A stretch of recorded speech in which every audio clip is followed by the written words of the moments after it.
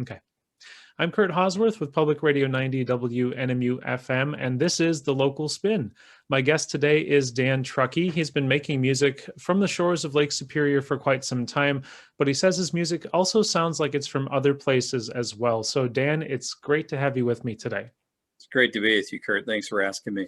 Absolutely. So you have a new album of original tunes called The Incurable Romantic, and you state that's all about the romance of life.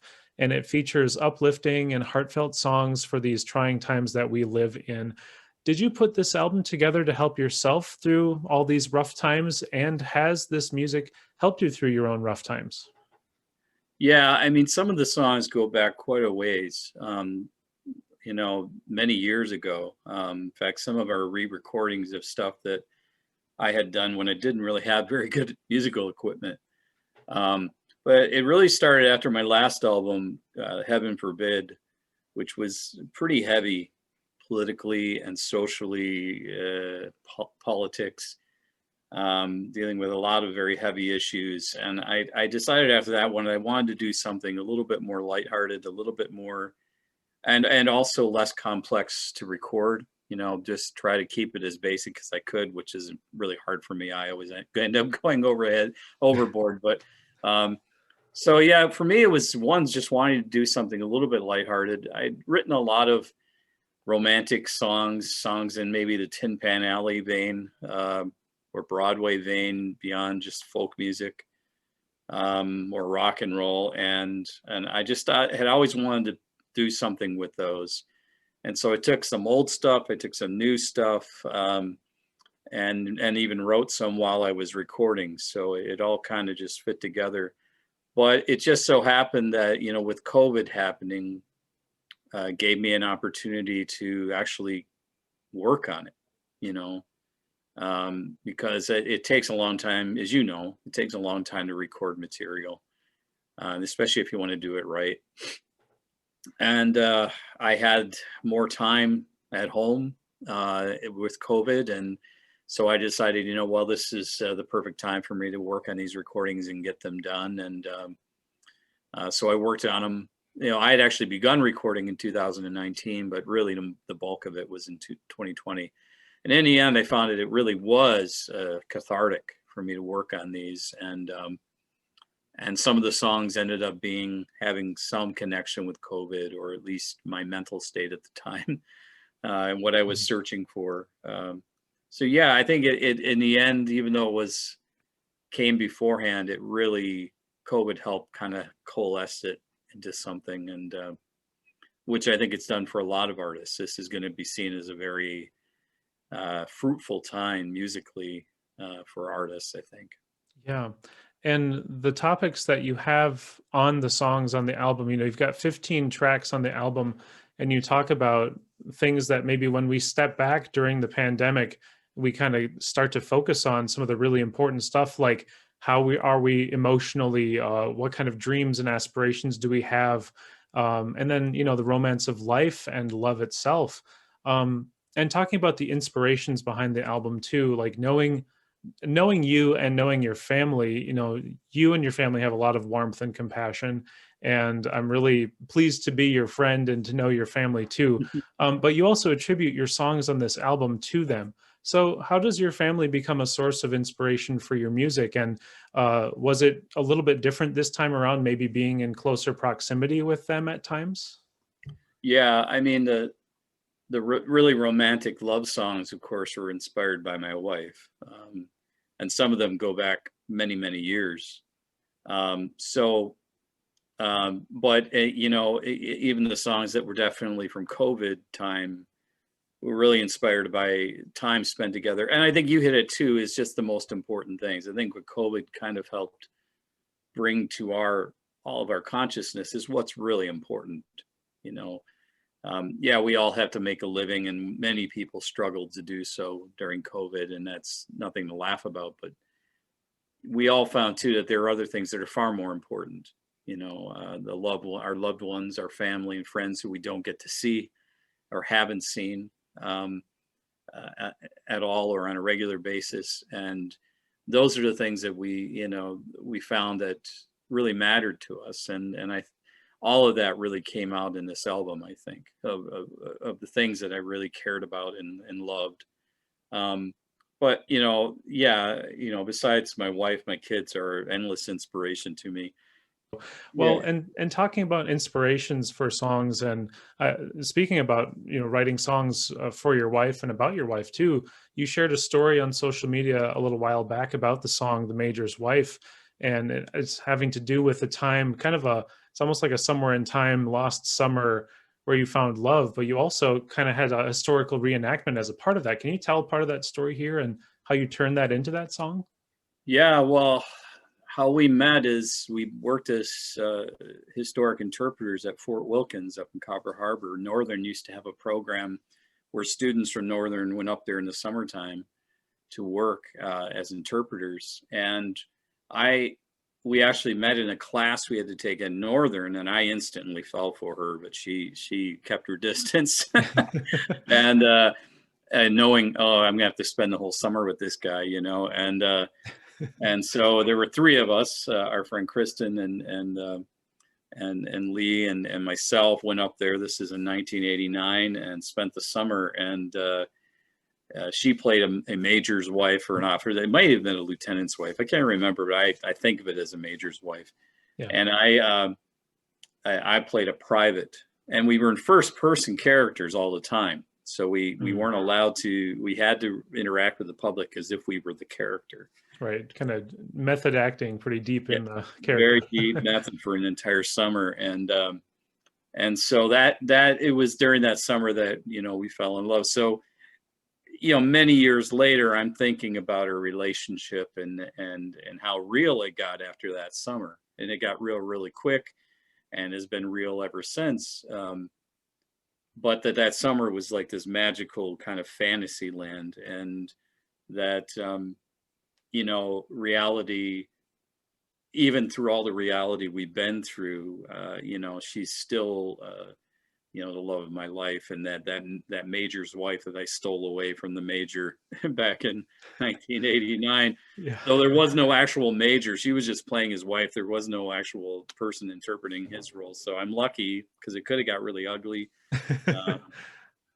But it's funny because somebody thought that it was just a historical story that I told, and I thought that was great. It's like, wow, so you actually thought it was real. But it is based on that experience of living this life, fantasy life, and a real life together, and how the real is obviously better, but it's real.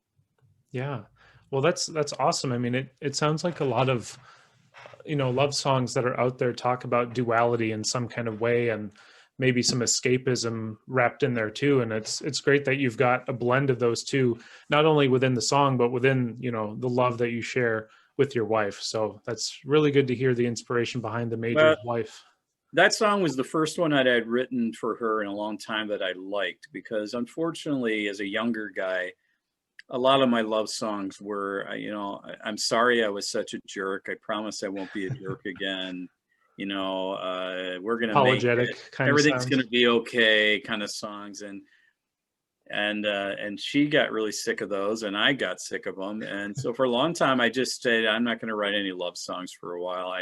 They always come out really pathetic and sad, and some people do a better job of it than me. Think of it. What new take can you take on love? Well, that song came, and it was like, this is unique. This is something I've never seen anyone else do before.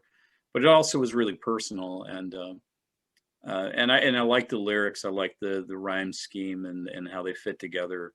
That for me is also key too. You can have a great idea for a song, and the lyrics just don't work. And that one kind of, and from my perspective, checked all the boxes, and that's why in some ways, that was the song that made me want to make this record. It was like, I love that song. I've got others that I think would work with this. So what can I do? And I just took these things and put them all together. Yeah. Well, and just kind of touching on the sequencing of the album too, would you call that, you know, The Major's Wife kind of the centerpiece in a way, or did you start to think about how the rest of the songs started to sequence later on? Yeah, no, I wait until I get done really recording the sequence. And there were some songs that didn't make it. I had a couple that I recorded that I just decided didn't fit. And then some that I didn't record that I was going to, that I just didn't think fit. But, you know, as I'm recording, I'm starting to hear a sequence, how they work together. I think that's a real art form. That's why I love making records versus just releasing songs. Because I could just do that. I could just record a song and release it on Bandcamp or whatever. Mm-hmm. But what I love about putting a record together is sequencing it so that the songs really flow with one another and create an arc. You know, Yeah. I grew up in that great age of the album, and that's one of the things I always loved about them was how artists could piece something. The album itself had a life, had a not necessarily story to tell, but highs and lows, and that is an art form that I love really trying to do something with. And so in the end, it's a lot of fun doing that, of piecing it all together, and sometimes you got to rearrange it. You're like, you know, that doesn't work. But in the end, that one just ended up as a kind of a centerpiece for the album. Mm-hmm. I wasn't exactly sure where it was going to fit, but it did. But yeah, you know, it's, to me, when I get it done and I put it on a CD and I put it in a car and I drive around and I listen to it, it's just a really edifying thing to just feel the flow and that it actually works. You know, that's where I really get a charge from it. Yeah, yeah. Well, and another aspect of creativity is not like the lyrical content too, but there's a song on here on your album that's called A Poet's Dream that to me kind of captures the creative process, whether it's creating music or if you're a poet or whatever kind of creative medium it is. It also has a kind of dreamy quality, which I really appreciate. There's some interesting instrumentation involved. You've got kind of like, it sounds like a suspended organ, kind of an ambient moment, kind of traveling throughout, along with a little more of a traditional acoustic guitar pattern. And then you've got some cool, like, is that low guitar solos or is that like a fuzz bass? Like, how did the dream of A Poet's Dream come together? Oh, wow. Well, first of all, that was written last winter, and it kind of came out of that. One of the things that my way of writing, a lot of times when I write, things are very clear and linear. And if it's a story, it's, you know, so from my perspective, sometimes I'm too clear in my writing. It's not expressive enough sometimes. Or there are other artists who I love who can write things that are really abstract and just kind of like flashes of things. You know, Dylan, of course, would be the ultimate of that. But there's so many writers who are so great at just taking wonderful lines and imagery and putting it together. And that's not something I've done a lot. I'm always trying to tell a story or be really clear about things.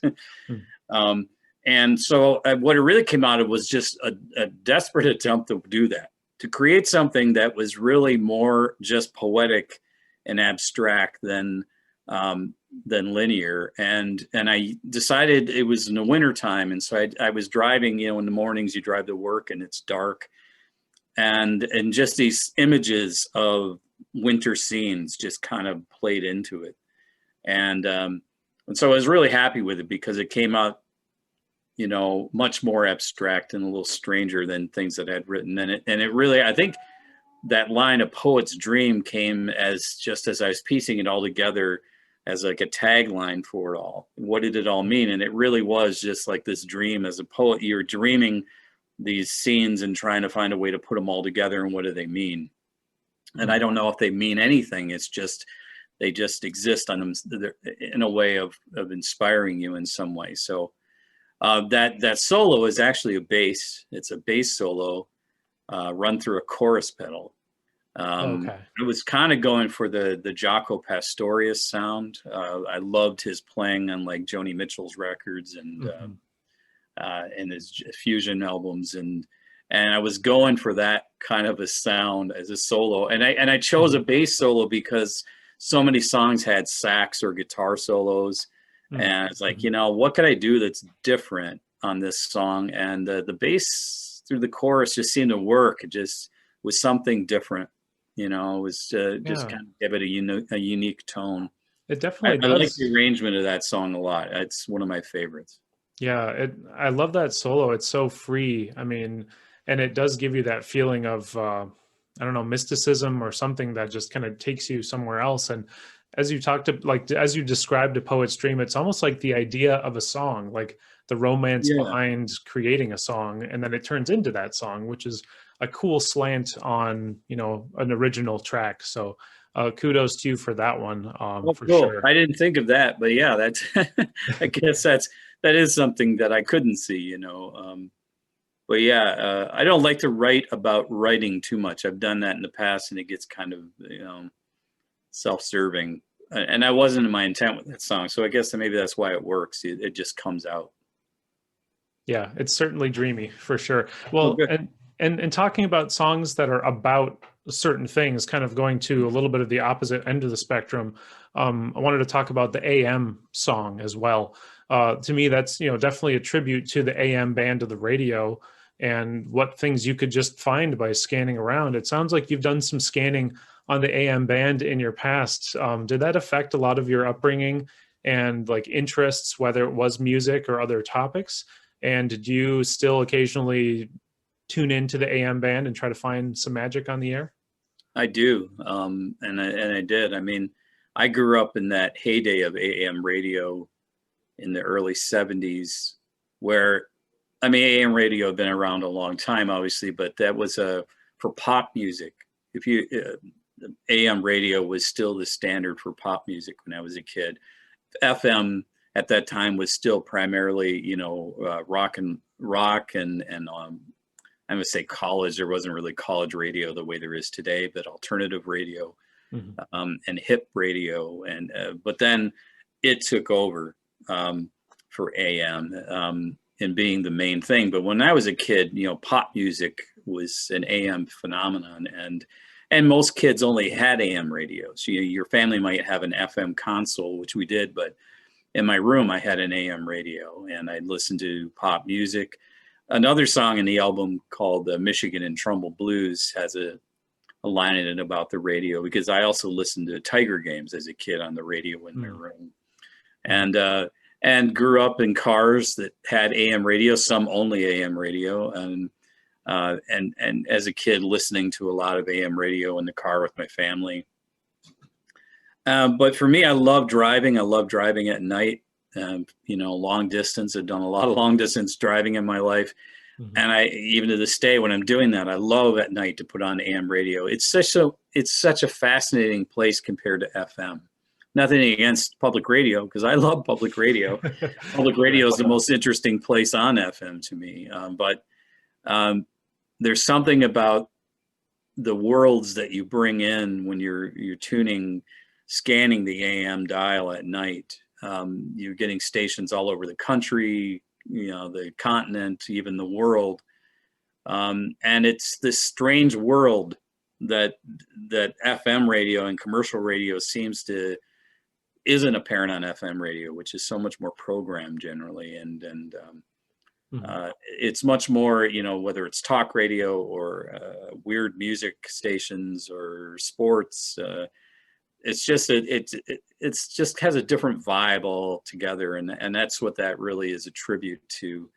I don't think the song necessarily sounds like FM radio. I guess it's kind of a cool, fun, older, I don't know, rock tune from the 70s maybe. So maybe it's in the vein of the pop songs I grew up with in the 70s. But I love the sentiment of it. Yeah. And that's, again, that exploration that I think comes with creativity and drawing inspiration from lots of different places. And, you know, I think the pool runs pretty deep for you, especially when you talk about like finding the romance in the AM radio or finding the romance from everyday life.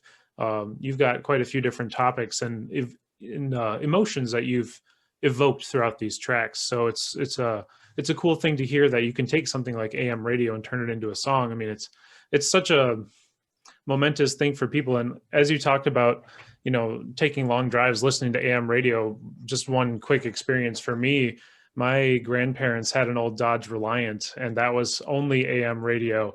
And that was like my first big experience tuning in on that. So I didn't have quite as much experience listening to AM as a primary format, but I do know what you're talking about when it comes to, you know, the magic of scanning that dial and never knowing what you're going to find. So Yeah, well, you know, it's like I don't. I think individual lines actually, many of them come from actual things I've heard, like, you know, just dialing in and getting a Manitoba radio station and they're talking about a potluck supper, you know. mhm. And for me, it's connecting too. It's like it connects you with people all over the world, and you feel like I want to go to that potluck supper now, even though I don't live in Winnipeg. I want to go there, um, or I wish I understood what that person was saying in French or Swedish or whatever. You know, it just makes you want to connect with the greater world, and I think that's part of it too, is just connecting. You know, Mhm. I think maybe that song was written a long time ago, but COVID maybe has made us just so much more aware of our need to connect with humanity, and how important it is in our lives. So, and I think that's part of it. And I think the album in general is, you know, it's about getting in touch with those needs, those connections that are important, the things that are important to us in life, and um, yeah. Yeah, and with connections too, wanted to talk about some of your collaborators. You've got some friends that helped you out with this album too. Listeners here and people viewing this might be familiar with Dan's work with the Knockabouts with Barb Rainier and Tim DeMart. They're a local Celtic group who've been performing here and there, and you play guitar with them. And they've provided some backing vocals, some fiddle, and the bodhrán as well. So when it comes to your own music, like your solo projects, what's the relationship like between kind of the difference between working with the group and asking them to help with solo creative projects? Wow. It's a different world altogether. And in a perfect world, um, all of my songs, solo songs, would be recorded with a band, you know, live with, then we'd overdub, but we'd work the basic track together. I did that a couple albums ago with some buddies of mine, and it was such a blast to do that. But the reality of recording, for me and my time and my schedule, is so often that I do all the basic work, and then I pull someone in and say, could you put some fiddle on this? Could you put some drum on it? And that's what I did with this one with Barb and Tim. Just I did all the basic work, and then they layered stuff over top. I'd bring my equipment over to their house. They have this beautiful, they live in this old IWW hall. Yeah, And it's a great space in that it's a upstairs. great space. We had to turn the heat off. That sucked because it was cold. But you could hear the air exchange going on, so we had to turn it off. And Oh. and the neighbors were making noise, and you know. So, but I love leaving that stuff in if it doesn't damage it. I think you can hear a bell ringing at the end of one of the tunes. I can't remember. Adds character, right? Yeah, you can hear my dog barking on one tune if you really listen closely. But yeah, just having them play. I mean, I can't play the fiddle, and Barb is just an amazing player, and Tim's a great power on player.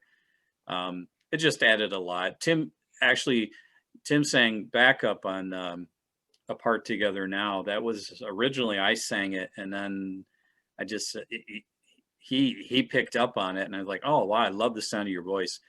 I always do the harmonies to my songs because it's just, you know, one of those things of finding people and fitting it into the schedules to be able to do it. It's just easier for me to do it, but it's always nicer to have someone else sing harmony with you on a song. And my next thing we'll be working on, we've been doing some recording, but we're seriously working on creating a new album together. So that's my next task, is for us to record something as a group. And that's been a lot of fun because we're doing it live, a good portion of it. But my next solo album, I hope I can do more actually bringing in people and actually playing together at the same time rather than piecing it all together like I do. It's not as much fun, but it's easier to do it this way and works in the schedule. And with COVID, it was kind of necessary too. Yeah, that's another thing where, it's been hard for musicians to get together to perform, whether it's all the way up to like a symphony orchestra, all the way down to like a trio or even a duo, where it's just not safe, or, there's restrictions in place. So I'm looking forward to the day where all of these, ideas and projects can finally, it's almost like there's magnets keeping them apart. And then finally we can stick them back together again and, do some healing through music and collaboration that way. So I look forward to hearing new music from the Knockabouts, as well as future projects from Dan Truckey. Just a reminder, we're talking with Dan Truckey about his newest album, The Incurable Romantic, and that's available on Bandcamp right now, and I believe on all other streaming platforms too, right? Yeah, Spotify and Apple Music and Pandora, it's on there. And I really appreciate any listens that folks can give there. As we know, you don't really get any money from it, but it's more about just getting some exposure. And if you like it, help spread the word, tell your friends and family about it. I think it's an album that a lot of different people could like. It's some stuff I've done in the past may have a more niche market, if you will. This one I think is a little bit easier, more accessible, which is a good thing. And I think maybe the really hardcore hipsters aren't going to dig it, but that's all right. Maybe there'll be the alternative side version of this someday with extended fuzz bass solos and such we can look forward to. There is a line in the album, I think, it says, is there room for joy in this world? I don't hear it in the notes and mumbles of our poets. Because so much music today that I hear, I mean, there's wonderful, incredible music out there that I love, new artists and old artists, but there's just, I don't hear a lot of joy in people's lyrics anymore. I hear a lot of doom and gloom, and I think COVID has only added to that. Yeah. Well, and which is part of the reason I kind of pieced this all together was that, I wanted something that was joyful, that spoke to that. It's not all Pollyannish. There is some dark things in there. And, but at the same time, we have to have room for joy and romance in our music. So it doesn't work for some people, but it works for me. And that's what's most important, right? If it's something that feeds you, and if it's true to you, then that can definitely speak to more people that way. I have one more question for you before we wrap up. It's about the album cover of The Incurable Romantic. It's got you. It's got like the top half of your head, and your eyes are closed. You're in the woods, and you're in the forest with these, colored leaves. Some of them are green, some of them are kind of gold. Was that kind of representative of your headspace, either at this point in your life or with what was going on in the world? Like, did you feel like you needed to escape to the woods in a way? Yeah, in a way, it really, I didn't think about it that much until you mentioned it. And I was just looking for a cool picture, of myself. I don't always put myself on covers. Sometimes it just, there isn't the right picture and I'll do something else. But I took that. I was actually camping at Fort Wilkins last fall. I did a winter or a fall camping trip, and I took that of myself, a selfie. It's a selfie of myself. But yeah, when I really think about it, it just really does fit that kind of headspace that I was in at the time, and making the record, much of the record, and just trying to find some peace, some meditative. It's a meditative thing, of trying to just find peace, in these really crazy times. I think it said there was just so much craziness last year between COVID and the election and the protests and Black Lives Matter movement and everything. Not that that's a bad thing, but just that everything that was driving all of this stuff, it just was such a crazy time. And I was just searching for some peace from it all, And I think that picture just kind of summed up where I was hoping to be or wanting to be. And so it ended up being perfect for the cover, and that's why I chose it. I afterwards I wondered what would it look like if I had my eyes open. It would have been really creepy. Right. You It's know, kind like, of yeah, you know. uh, But yeah, I don't know. Pictures and music is a weird combination, you know. I'm a big Van Morrison fan, and years ago somebody asked him about, you know, this cover, you had this picture taken, and what was the meaning? And he just said, I don't know. They just took some pictures of me and put them on a cover. They don't mean anything, you know.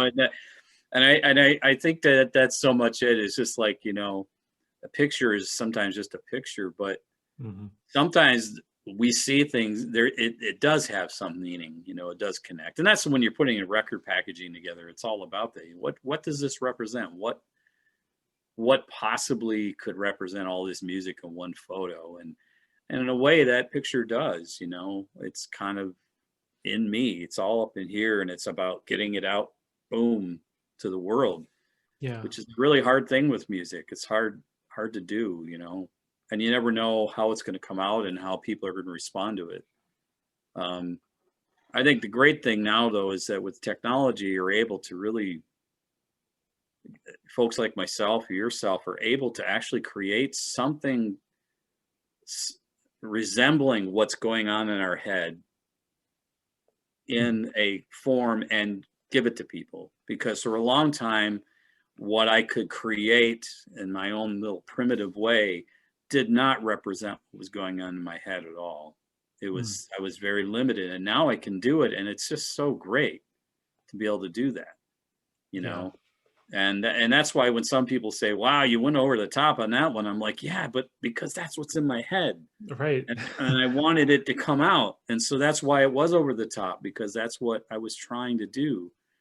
You know, sometimes a guitar and a microphone are all you need, and sometimes you need a whole orchestra. And unfortunately, too often up here, it's an orchestra. You know? Yeah. Well, I'm very happy that you were able to manifest all these ideas into this album, The Incurable Romantic. So I want to thank you for sharing the music with all of us. And again, the album's available pretty much everywhere. And a reminder, we've been speaking with Dan Truckey. He's our Lake Superior musician here up in the Upper Great Lakes region, reflecting the area and reflecting, you know, creativity within himself here. So, Dan, is there anything you want to leave our listeners and viewers with today? No, just keep supporting local music, and hopefully this summer we'll all be able to actually go and see some live. And I'm just starting to book some gigs for the summer, so I'm really looking forward to getting out there and playing again. Excellent, excellent. Well, I'll be happy to see that, and glad to hear that hopefully some more normalcy will be happening in the local music scene here too. So, Dan Truckey, again, thank you so much for taking some time with us here on The Local Spin. Thanks, Kurt. I appreciate it.